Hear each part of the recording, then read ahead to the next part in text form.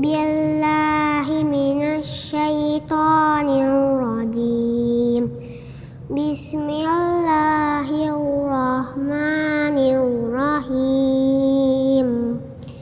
Inna arsalna Nuhan ila qaumihi an anzir qaumaka min qabli an ya'tiyahum azabun alim. Qala ya qaumi inni lakum nadhirum mubin an i'budullaha wattaquhu wa'ati'un yaghfir lakum min dzunubikum wa yu'akhirkum ila ajalin musamma. Inna ajalallahi idza jaa la yu'akhkharu law kuntum ta'lamun. Qala rabbi inni da'awtu qaumi laylan wa nahara falam yazidhum du'ai illa firara wa inni kullama da'awtuhum litaghfira lahum ja'alu asabi'ahum fi azanihim wastaghshaw siyabahum wa asarru wastakbaru istikbara. Thumma inni da'awtuhum jihara thumma inni a'lantu lahum wa asrartu lahum israra. Faqultu astaghfiru rabbakum innahu kana ghaffara. Sadaqallahul azim.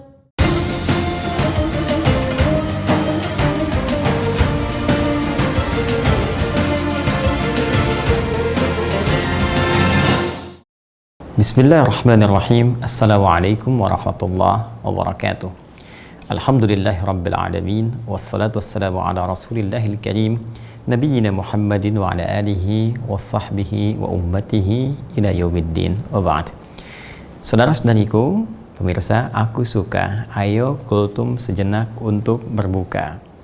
Alhamdulillah kita kembali dipertemukan oleh Allah Subhanahu wa taala di Ramadan yang baru, di tahun yang baru, yaitu tahun 1442 Hijrah. Mengawali kultum kita di kesempatan hari pertama di bulan Ramadan ini, kita bermohon pada Allah Subhanahu wa taala semoga seluruh rangkaian ibadah kita yang telah ditunaikan sejak malam pertama kita tarawih sampai dengan hari pertama kita berpuasa dan akan berbuka di saat ini, berkenan Allah Subhanahu wa taala menerimanya dengan penerimaan terbaik. Saudara-saudariku dimanapun Anda berada, pada edisi Aku Suka kali ini kita akan fokuskan kajian pada pendalaman fikih salat, tepatnya sifat salat Nabi Sallallahu Alaihi Wasallam. Ini menjadi penting kita uraikan karena salat tidak sekedar menjadi penentu kebahagiaan kita saat menjalani kehidupan dunia, tapi juga akan sangat menentukan status kita di hadapan Allah Subhanahu wa taala, khususnya saat kembali kepada Allah dan menentukan diterimanya amal-amal yang pernah kita kerjakan semasa hidup di dunia. Untuk itu, pembahasan seputar fikih sifat salat Nabi ini pada edisi pertama akan kami antarkan dalam pembahasan seputar muqaddimah esensi salat dalam kehidupan. Jika Anda masih ada pertanyaan terkait berkelindan seputar ibadah siam atau pemaknaan terkait dengannya, mohon berkenan untuk merujuk kepada episode yang lalu di Aku Suka tahun 1441 Hijrah. Anda tinggal merujuk kepada Adi Hidayat Official di channel YouTube kami yang resmi, kemudian digali tahun lalu dan Anda akan temukan rangkaian-rangkaian pembahasan yang boleh jadi Anda perlukan. Baik, untuk pembahasan kali ini kita akan coba tampilkan berupa materi pengantar atau mukaddimah seputar esensi sholat bagi insan beriman. Dalam pembahasan ini ada beberapa poin yang akan kita uraikan, yaitu yang pertama tentang esensi sholat yang tadi kita sampaikan, kemudian yang kedua tentang makna sholat yang boleh jadi dari sekian kali kita tunaikan sholat, tidak sedikit bahkan yang belum mengetahui apa itu sholat, kenapa disebut dengan sholat, ada makna apa yang terkandung di balik pemilihan kata ini. Itu yang coba nanti kita akan turunkan. Kemudian setelah itu kita akan turunkan tentang keutamaan sholat, apa keutamaan atau keistimewaan yang kita bisa raih dalam penunaian sholat ini. Karena setiap ibadah yang disyariatkan dalam Al-Quran dan langsung ditunjukkan, bahkan diperintahkan oleh Rasulullah SAW, sudah pasti memiliki tautan yang sangat erat dengan kehidupan kita dan berdampak pada lahirnya kemuliaan-kemuliaan, keistimewaan-keistimewaan yang bisa kita dapatkan. Mustahil ada ibadah yang tidak ada manfaatnya untuk kehidupan kita, khususnya insan beriman. Kemudian pada bagian yang pokoknya kita akan bahas tentunya tentang tata cara sholat atau penunaian sholat yang pernah ditunjukkan oleh Rasulullah SAW yang kita bisa lacak dari hadis-hadis beliau SAW yang sampai kepada kita dan juga telah banyak diulas oleh para ulama. Kita bisa tampilkan dari mulai pembukanya sampai dengan penutupnya jikalau Allah berkenan memberikan kesempatan pada kita untuk mengulasnya sampai akhir Ramadan kelak insyaallah. Baik, langsung saja teman-teman sekalian, kita masuk pada bagian yang pertama. Ini menjadi penting untuk kita uraikan guna mengetahui rahasia di balik sholat. Baik, esensi sholat, kenapa kita mesti menunaikan sholat? Ini pertanyaan pokok yang harus dijawab oleh setiap muslim dan harus diketahui oleh insan beriman. Kenapa seorang muslim mesti sholat? Baik, teman-teman sekalian, barangkali akan ada banyak jawaban kita temukan, baik dalam hadis-hadis Nabi SAW, juga dalam Al-Quran, tentunya dari paparan ulama yang sampai kepada kita. Nah, kalau kemudian kita kumpulkan semua itu dan kita kristalisasikan, maka ada turunan-turunan jawaban yang sangat dalam, yang bahkan menantang kita untuk membuktikan keyakinan kita di hadapan Allah Subhanahu wa Ta'ala. Setidaknya kristalisasi dari jawaban-jawaban Al-Quran, keterangan-keterangan Nabi dan pemaparan ulama dari dua sumber utama ini terkristalisasikan pada tiga bagian penting. Yang pertama, teman-teman sekalian, sholat itu adalah menjadi pembuktian pertama akan keimanan kita kepada Allah Subhanahu wa Ta'ala. Jadi kalau kita ditanya apa buktinya iman kita kepada Allah, ini poinnya. Apa buktinya iman kita kepada Allah? Nah, maka pembuktian itu terletak kepada sholatnya seorang hamba. Karena itulah Allah tegas pertama kali menempatkan kalimat sholat dalam Al-Quran itu setelah kata iman. Kita turunkan misalnya dalam Al-Quran surah kedua Al-Baqarah di ayat yang ketiga, ya, ketika Allah menyifati orang-orang takwa, alladzina yu'minuna bil ghaib, orang takwa itu, orang yang baik itu, orang yang dekat dengan Allah itu adalah orang-orang yang yakin kepada Allah walaupun tidak nampak dalam pandangan dia saat di dunia, ya, karena keterbatasan, perbedaan dimensi dan lain sebagainya. Namun keyakinan yang kuat tanpa ragu ini lalu dia buktikan. Apa pembuktiannya? Wa yuqimunas shalah. Salat ditempatkan oleh Allah Subhanahu wa Ta'ala sebagai pembuktian pertama dari iman kita kepada Allah. Jadi kalau seorang ingin diketahui apakah dia beriman kepada Allah, benar-benar dia punya iman, maka pembuktian pertamanya itu terletak kepada salatnya. Bisa dilihat dalam salatnya. Karena itulah Nabi itu tegas menyampaikan. Kalau kita urutkan misalnya dalam hadis riwayat Muslim, ya, jadi ada beberapa kitab-kitab sahih bahkan langsung menegaskan dengan redaksi yang sangat tegas sekali, ya, hadis riwayat Muslim. Ya, juga ada hadis riwayat At-Tirmidzi, nanti kita temukan juga dalam riwayat At-Tirmidzi, ya. Ada lagi nanti dalam riwayatnya Imam An-Nasai, ini dalam diksi yang serupa, ya, redaksi yang serupa, esensi yang sama. Ya, Imam An-Nasai juga menyantumkan hadis ini. Ini riwayatnya diambil dari sahabat Jabir bin Abdullah, ya, Jabir ibnu Abdullah radhiyallahu taala anhu. Jelas sekali, ya, bahkan sebagian menempatkan dalam Kitabul Iman. Anda bayangkan, ya, untuk membuktikan iman itu, ya, selevel Al-Imam At-Tirmidzi menempatkan dalam Kitabul Iman, ya, kemudian Al-Imam An-Nasai menempatkan dalam Kitabus Shalah. Jadi korelasi antara iman dengan solat, untuk membuktikan keimanan itu maka dilihat dalam solatnya.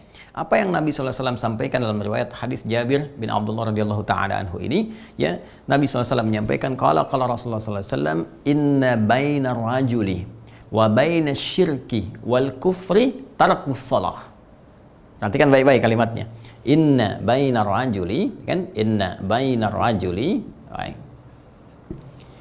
Inna bainar rajuli wa baina asyirki wal kufri, ya, wal kufri tarkus salah. Tarkus salah. Waliyadzu billah.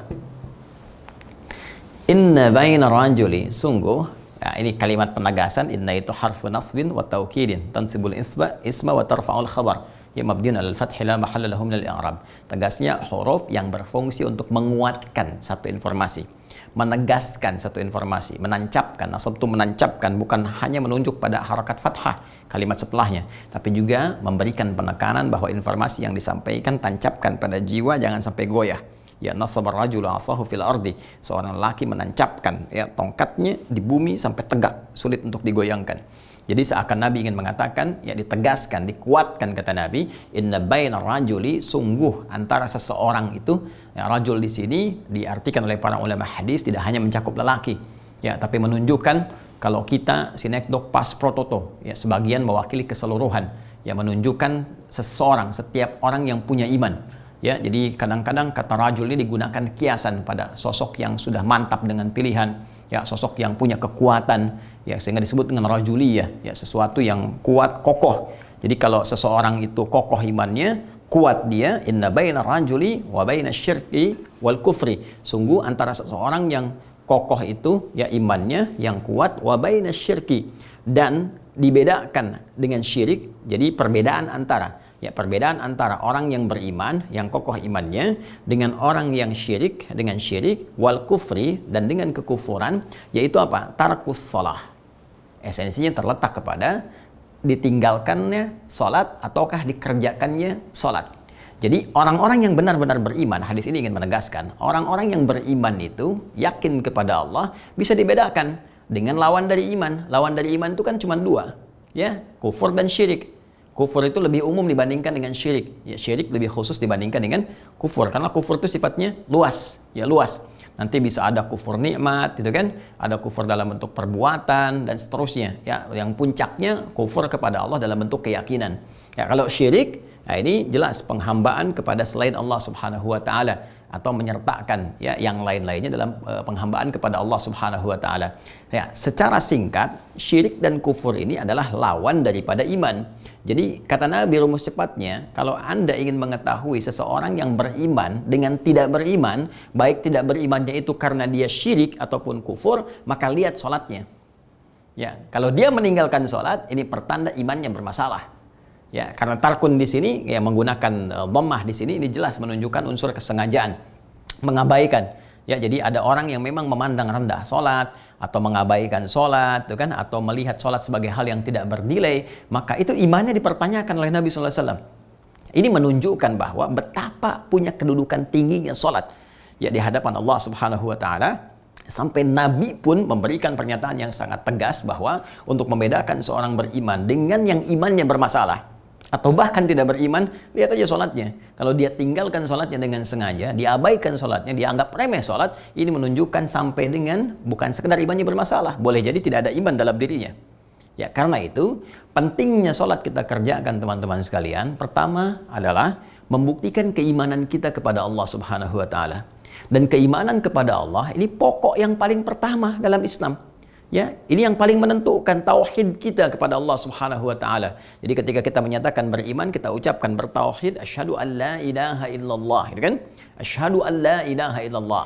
Aku bersaksi, ya, aku menetapkan tiada Tuhan yang layak dipertuhankan dan layak untuk disembah, ya. Karena Allah itu punya dua arti yang pokok. Satu yang dipertuhankan, yang kedua al-ma'budul haq, yang diibadahi, yang disembah.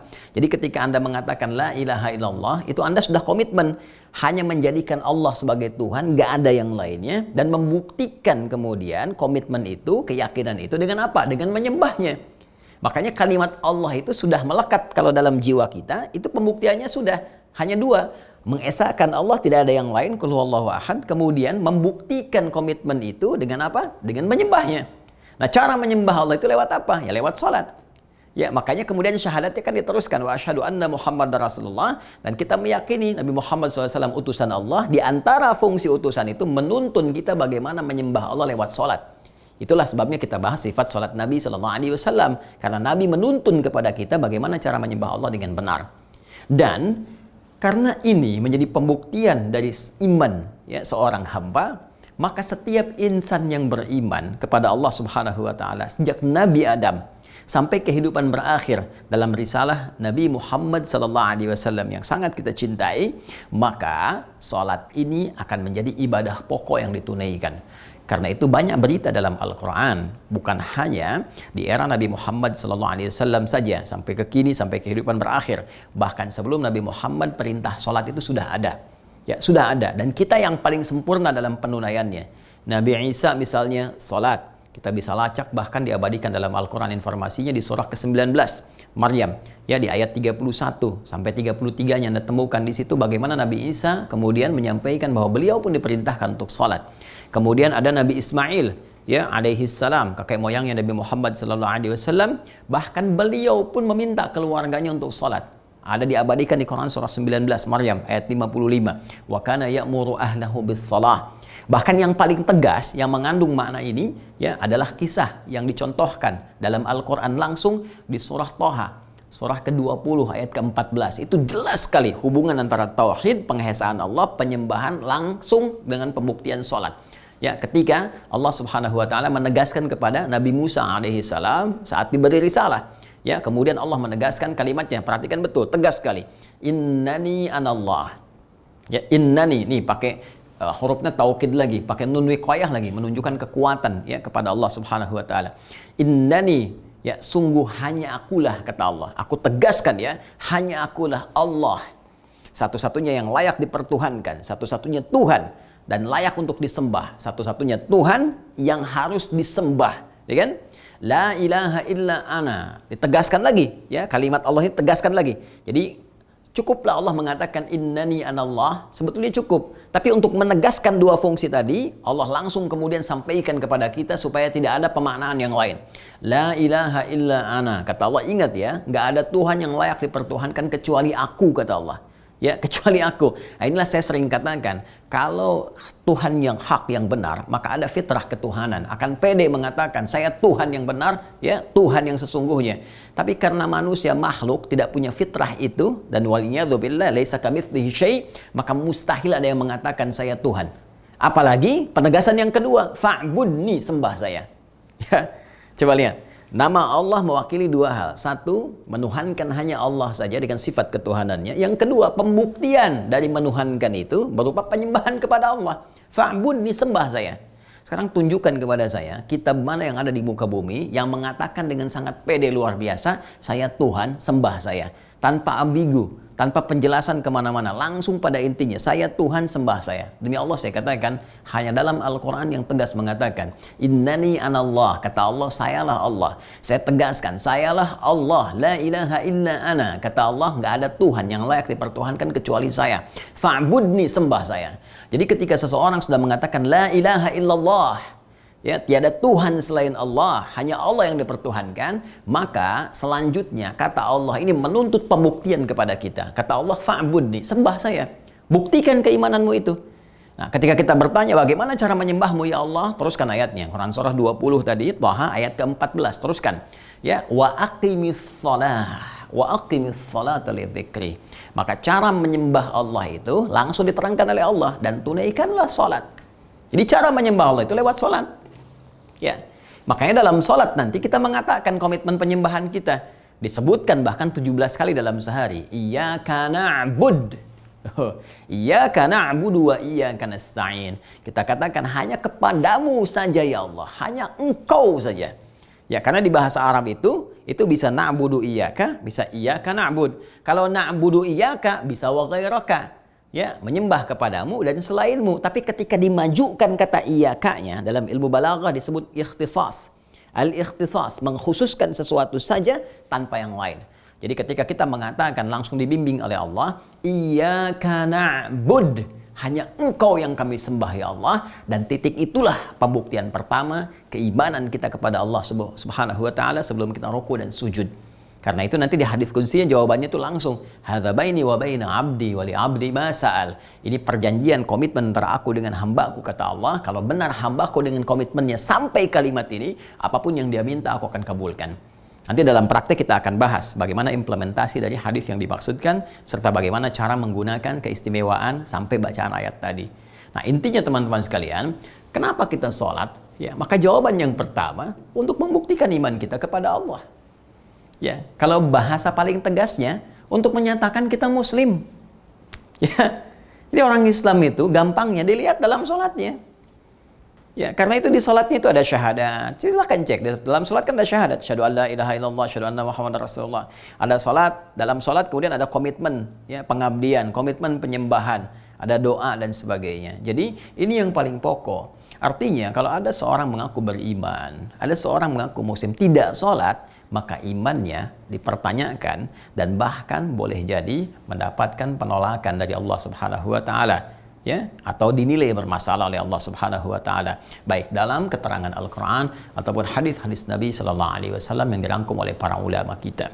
Baik, ini bagian yang pertama yang penting untuk kita garis bawahi, ya. Karena itu jangan sekali-kali mengabaikan tentang sholat ini, karena ini akan menjadi pertaruhan iman kita di hadapan Allah Subhanahu wa taala. Baik, ini bagian pertama.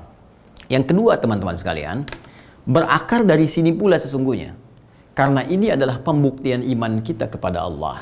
Karena ini adalah esensi keyakinan kita kepada Allah Subhanahu wa taala, maka sholat pun, teman-teman sekalian, akan menjadi penentu kemaslahatan, kebaikan kita di dunia, sekaligus keberhasilan dan kemuliaan kita saat di akhirat. Jadi kalau Anda ditanya bagian yang keduanya, kenapa mesti sholat? Apa esensinya? Maka dijawab oleh Al-Quran, dari turunan yang pertama tadi, pembuktian iman kepada Allah, maka akan dihasilkanlah kemudian satu, manfaat dalam kehidupan dunia kita. Ini penting sekali kita terangkan, supaya menjadi motivasi. Ya, selain ikrar kita, komitmen kita kepada Allah untuk beriman, tapi ada motivasi juga yang penting kita dapatkan. Contoh misalnya, saya turunkan. Allah menjelaskan dalam Al-Quran, satu, dengan sholat itu, maka akan berpengaruh kepada perubahan perilaku kita menjadi lebih baik daripada sebelumnya. Secara singkat, orang sholat, kalau benar sholatnya, pasti jadi orang baik. Ini poinnya. Ya.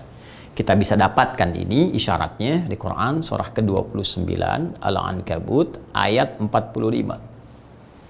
Utlu ma uhya ilaika minal kitab wa aqimis shalah innas salata tanha 'anil fahsya'i wal munkar. Ya, bacalah, pahami, pelajari segala yang diwahyukan kepada Muhammad sallallahu alaihi wasallam, ya, yang termaktub dalam Al-Qur'an. Petunjuk-petunjuk, gambaran-gambaran. Kemudian apa setelah itu? Wa aqimis shalah. Lalu tunaikan salat. Jadi perintahnya sebelum salat ditunaikan tuh baca, pelajari dulu, pahami dulu kan dengan baik, setelah itu salat. Nah, salat yang seperti ini yang benar, yang dipahami bacaannya, yang diketahui gerakannya, paham maknanya, itu tanha 'anil fahsya'i wal munkar. Sungguh salat yang dikerjakan dengan benar itu ada alif lam, ma'rifat di sini. Yang dikerjakan dengan benar, bukan asal-asalan, ikut aturannya, benar petunjuknya. Ya, tanha 'anil fahsya'i wal munkar. Maka yang demikian itu bisa menyebabkan seseorang terbebas dari dua sumber keburukan. Jadi kalau ada sifat buruk itu sumbernya cuma dua. Satu, fahsya, keburukan yang bersumber dari syahwat. Ya, mohon maaf sekali. Ya, kata-kata kotor, jorok, porno aksi, ya, kemudian pornografi, LGBT dan semacamnya itu fahsya. Kemudian mungkar, segala keburukan yang diingkari oleh hati kita, sumbernya nafsu perut dan akal. Ya, celaan, gosip, hoax, berselisih, mencuri, korupsi, merampok, apalagi membunuh dan sebagainya itu mungkar. Makanya perbuatan diingkari oleh hati kita. Ada orang korupsi, kita mengingkarinya, ya kan? Ya, ada orang mencela, kita mengingkarinya. Ada orang bikin gosip, hoax, kita mengingkarinya, gitu kan? Itu mungkar. Nah, orang sholat, kalau benar sholatnya, jadi gerakan dan bacaan sholat itu melatih kita terhindar dari dua sumber tadi. Makanya dahsyat itu. Orang jahiliyah, seburuk-buruknya manusia yang hadir pada masa itu dengan berbagai ragam tindakan kriminalitasnya, itu terhenti dengan sholat yang mereka tunaikan dengan benar. Itu jadi berubah jadi khairah ummah. Jadi kalau Anda bisa saksikan, dahsyat pengaruhnya. Bagaimana orang yang tadinya senang mencela jadi mencinta, yang memukul jadi merangkul, gitu kan? Bahkan ada di antara mereka yang tadinya rakus, pelit, jadi dermawan, luar biasa, lembut perilakunya. Ini cukuplah orang beriman tuh sholat dengan benar, pasti jadi baik. Akan jadi pertanyaan kalau ada orang yang kemudian sholat, kan, tanpa kemudian menjadi baik, gak dapat dari ini, berarti dipertanyakan. Ada sholat yang keliru yang dia tunaikan. Disinilah peran penting kita untuk membahas bagaimana cara Nabi menunjukkan kita sholat, seperti halnya orang-orang di masa beliau SAW belajar dari Nabi dan bisa merubah perilaku mereka. Jadi poin yang pertama, kenapa Anda harus sholat? Ya, jawabannya sederhana. Selain membuktikan keimanan kita pada Allah, kita ingin menjadi berubah baik. Pengen baik. Kan sekali lagi, pengen baik. Karena itulah dari sejak kecil, amalan pertama yang dilatih itu adalah sholat. Silahkan cek, hadis-hadisnya banyak sekali. Ya, usia 7 tahun diingatkan sholat, 10 tahun diberi pelajaran yang membuat dia mengerti. Kenapa dari kecil ditanamkan sholat? Supaya apa? Supaya dari kecil itu terajarkan baik, saat dewasanya jadi lebih baik. Itu poinnya. Ya, jangan kebalik gitu kan. Sebetulnya kan sholat yang ditekankan. Ya mungkin sedikit koreksi tapi tidak salah juga. Kan anak-anak TK sekarang ya banyak ditekankan ajaran manasik dibandingkan dengan sholatnya gitu kan. Nah, ini yang penting kita tekankan pula. Boleh, nggak salah belajar itu. Tapi sholat itu yang paling utama untuk ditekankan. Ya, baik. Selanjutnya ada beberapa bagian juga teman-teman sekalian. Misal, sholat itu mempercepat terkabulnya doa. Ya, doa yang cepat dikabulkan. Sehingga banyak sekali ya para ulama bahkan ketika memohon berbagai hal dalam kehidupan termasuk ingin menulis sesuatu yang penting itu mereka banyak kemudian memohon dulu lewat sholat. Ya Al-Imam Al-Bukhari menulis misalnya Sahih Al-Bukhari 16 tahun itu yaitu kan dimulai setiap akan menuliskan satu hadis beliau sholat dulu minta kepada Allah petunjuk dan sebagainya itu kan. Banyak sekali kisahnya. Nah kenapa? Karena memang inti ketika kita menunaikan sholat itu perintah pertama panggilannya disertai dengan permohonan doa. Coba lihat di Al-Baqarah, Quran surah kedua Al-Baqarah di ayat ke-45 ya sampai 46 itu. Wasta'inu bis-sabri was-shalah. Wasta'inu. Jika Anda punya persoalan dalam kehidupan, punya masalah apapun, terima dengan sabar. Kemudian mintalah solusinya kepada Allah lewat salat. Kalau Anda belum yakin, dipertanyakan imannya. Dipertanyakan imannya. Karena tadi sholat itu pembuktian iman kita. Makanya nanti di Al-Baqarah, di surah kedua, di ayat 153-nya, itu disebutkan kalimat imannya sebagai penegasan. Apa kamu masih nggak yakin? Ya ayyuhalladzina amanusta'inu bis-sabri was-shalah. Hei orang-orang yang menyatakan dirinya beriman, punya iman, yakin dengan Allah. Hei, kata Allah, saya tegaskan, kalau punya persoalan, terima dengan sabar, minta solusi lewat sholat. Makanya kita minta dalam sholat, iyyaka na'budu wa iyyaka nasta'in. Nah, apa contoh prakteknya? Bahkan dipraktikkan oleh para nabi sebelumnya. Ya, sebelum Nabi Muhammad SAW ada beberapa kisah dicantumkan dalam Al-Quran. Yang paling populer kisah Nabi Zakaria alaihissalam. Bagaimana beliau kemudian diuji oleh Allah, ya, setelah berumah tangga puluhan tahun, rambut memutih, fisiknya letih, belum ada keturunan.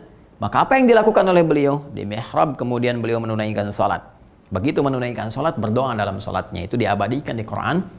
Surah yang ketiga, Ali Imran, di ayat 38 sampai 39. Hunalika da'a Zakaria rabbah. Ya kan? Di mihrab itulah Nabi Zakaria bermohon, berdoa kepada Allah Rabbnya. Itu dipanjatkan dalam salatnya. Nanti kita lihat ayat berikutnya yang menerangkan bahwa doa ini disampaikan dalam salat. Qala rabbi habli min ladunka dzurriyyatan thayyibah innaka sami'ud du'a. Beliau menyatakan bahwa ya Allah, ya kan? Semua mengatakan aku nggak mungkin punya keturunan. Semua mengatakan mustahil, istriku divonis monopus dan mandul. Karena itu aku mohon kepadamu ya Rabb, Maha Pemberi yang tak punya batas. Pemberi yang tak punya batas. Anugerahkan kepada aku ya Allah keturunan dari sisimu. Engkau pasti mendengar doa hamba. Kalau pada yang maha mendengar saja belum dikabulkan, lantas kepada siapa lagi hamba mesti memohon? Apa yang terjadi? Perhatikan kalimatnya. Beliau ini masih sholat, masih berdiri dalam sholatnya, berdoa. Jadi sholatnya belum selesai. Berdiri itu bahasa Arabnya qaim. Qaimun, berdiri. Masih sholat, yusolli. Ya, tadi kan beliau di mihrabnya kan, sholatnya kan? Perhatikan ayat 39-nya. Fanadathul malaikatu. Tiba kemudian baru selesai doa, belum selesai sholatnya, turun malaikat menyeru, menyampaikan kepada beliau. Wahwa, sedangkan Nabi Zakaria itu qaimun yusalli fil mihrab. Beliau masih berdiri dalam sholatnya di mihrab itu. Jadi belum selesai, baru selesai doanya teman-teman sekalian, belum selesai sholatnya, seketika langsung dapat ijabah. Annallaha yubashshiruka bi Yahya. Allah kasih kabar gembira ya bahwa doamu diterima, kau akan diberikan anugerah seorang anak laki-laki bernama Yahya. Itu kan hidup artinya, yang mustahil menurut manusia, lahir dari rahim seorang perempuan yang divonis monopus dan mandul. Bayi yang hidup, kata Allah, tidak ada yang mustahil bagiku, kata Allah. Dia terlahir dan hidup. Ya, jadi kalau kita benar doanya, benar sholatnya, cepat terkabulnya. Karena itu nanti saat kita bahas kepada bagian yang kedua di antara makna sholat itu, ya di antaranya apa? Ad-doa. Ya, jadi sholat itu fil lughati ad-doa. Makna sholat dalam bahasa itu mengandung makna doa. Karena itu semua isi sholat itu doa semuanya. Yang jadi pertanyaan, kok bisa orang tiap sholat doa semua? Ya, dari mulai setelah takbir sampai dengan salam tuh doa isinya semua. Saya mau tanya, apakah terkabul doa kita itu? Kalau ada yang belum terkabul, misalnya Rabbighfirli warhamni wajburni warfa'ni warzuqni. Warzuqni kan minta rizki, tapi rizki kita itu gak pernah cepat. Berarti ada yang salah dalam sholatnya. Minta dilindungi, sulit terus, ya kan? Minta dirahmati, berbuat maksiat terus. Berarti ada yang salah. Itulah pentingnya kita belajar bagaimana menunaikan sholat seperti yang pernah Nabi tunjukkan kepada kita, ya kan? Nah, jadi ini manfaat yang kedua. Jadi kalau orang paham, teman-teman sekalian, dengan sholat itu jadi orang baik, dengan sholat terkabul doa, dengan sholat hati jadi tenang, ya. Karena sholat itu disebut zikir tadi di Quran surah ke-20 ayat ke-14, wa aqimis sholata lidzikri. Tunaikan sholat untuk zikir kepada Allah, ya kan? Nah, sedangkan fungsi zikir itu di Quran surah 13 Ar-Ra'd ayat ke-28 itu untuk menenangkan hati. Ala bidzikrillahi tatma'innul qulub. Yakinkan pada dirimu dengan berzikir kepada Allah, hati menjadi lebih tenang. Ya, karena itu semua perbuatan zikir itu menenangkan hati. Baca Quran itu zikir, ya kan? Ya, walaqad yassarnal Qur'ana lidzikri. Kami telah mudahkan Al-Qur'an untuk digunakan sebagai zikir. Jadi baca Quran itu zikir. Ya, berdoa itu zikir. Makanya setiap Anda doa kan lebih tenang. Baca Quran lebih tenang, gitu kan? Istighfar lebih tenang, gitu kan? Nah, sholat itu mengumpulkan semuanya. Dalam sholat kita berdoa, dalam sholat baca Quran, dalam sholat kita istighfar. Seharusnya pelaku sholat itu lebih tenang jiwanya. Bahkan tempat sholat itu memberi ketenangan. Beda kan saat masuk masjid, masuk mushola, beda dengan rumah biasa kan? Saat masuk perasaan lebih enak, lebih nikmat, lebih tenang. Jadi dengan sholat kita tenang. Dengan sholat itu teman-teman sekalian doa terkabul.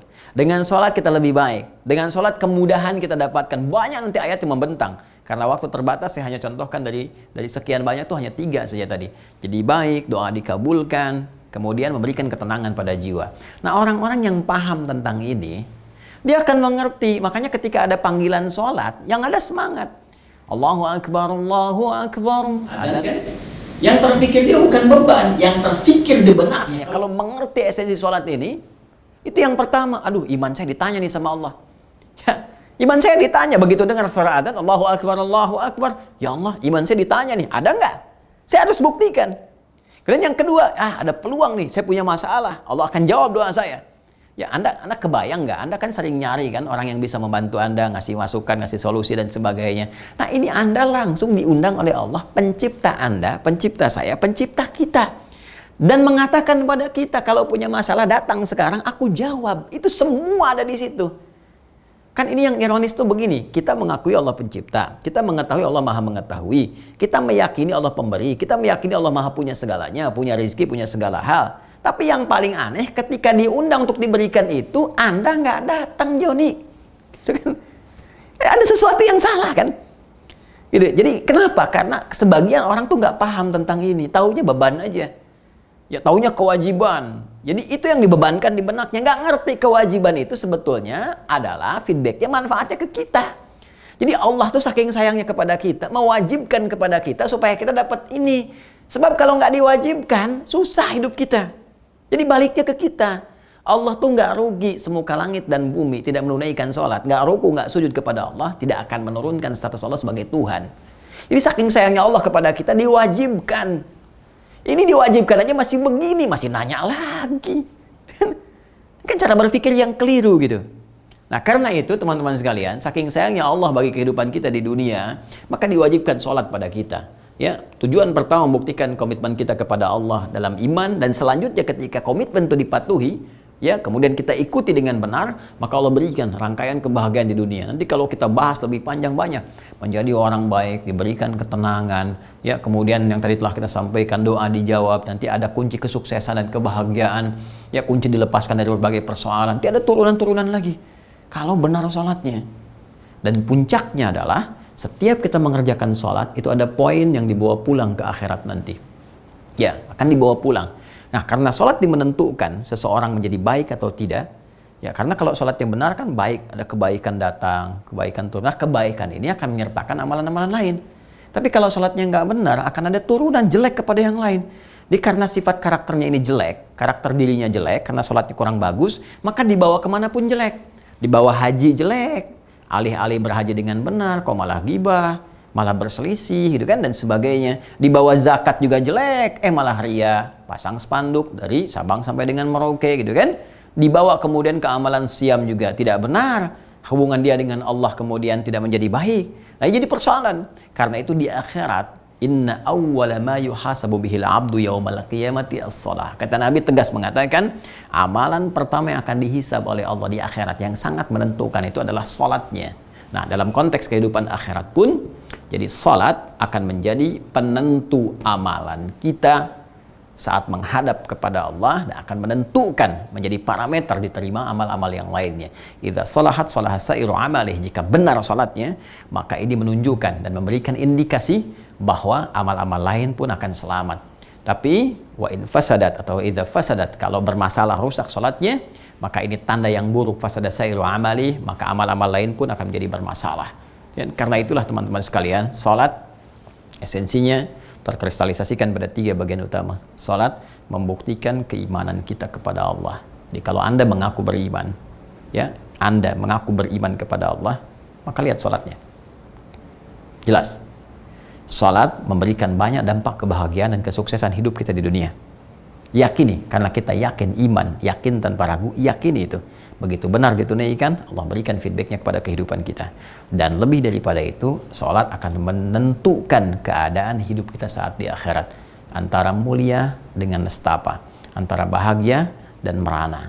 Karena itulah penting menjaga salat dan ditunaikan dengan baik, dan pahami. Begitu ada panggilan muadzin, langsung menyuruh Allahu Akbar, hadirkan ini semua. Jangan sekedar menjadikan beban fikih sebagai sebuah kewajiban sehingga setan memanfaatkan itu dengan menggoda Anda supaya malas menunaikannya. Hadirkan ini, begitu terbayang di benak Anda, semangat yang tiba dan pembuktian kita di hadapan Allah bisa kita songsong dengan semangat yang luar biasa. Nah, sekarang pertanyaannya, kalau ini sudah kita pahami dengan baik, tahu esensinya. Jadi sholat itu maknanya apa sesungguhnya? Ya, arti dasarnya apa? Gambarannya bagaimana? Dan dari semua itu, bagaimana pemaknaan esensi dan makna ini menghadirkan keutamaan-keutamaan yang bisa kita raih dalam kehidupan. Dan yang paling pokok, seperti apa cara menunaikan sholat yang menghasilkan 3 hal ini.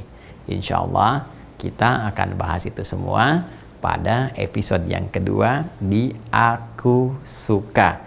Ayo kultum sejenak untuk berbuka. Nah, teman-teman sekalian, insya Allah kita akan sambungkan di esok hari kedua di bulan Ramadan tahun 1442 Hijrah. Hanya di channel Adi Hidayat Official. Selamat berbuka, semoga Allah menerima siam kita di hari ini dan semoga rahmat Allah menyertai kita semua. Allahumma taqabbal minna innaka antas sami'ul alim wa tub 'alaina innaka antat tawwabur rahim. Subhanakallahumma wa bihamdika nashhadu an la ilaha illa anta nastaghfiruka wa natubu ilaik. Wa akhiru da'wana alhamdulillahi rabbil alamin. Assalamualaikum warahmatullahi wabarakatuh.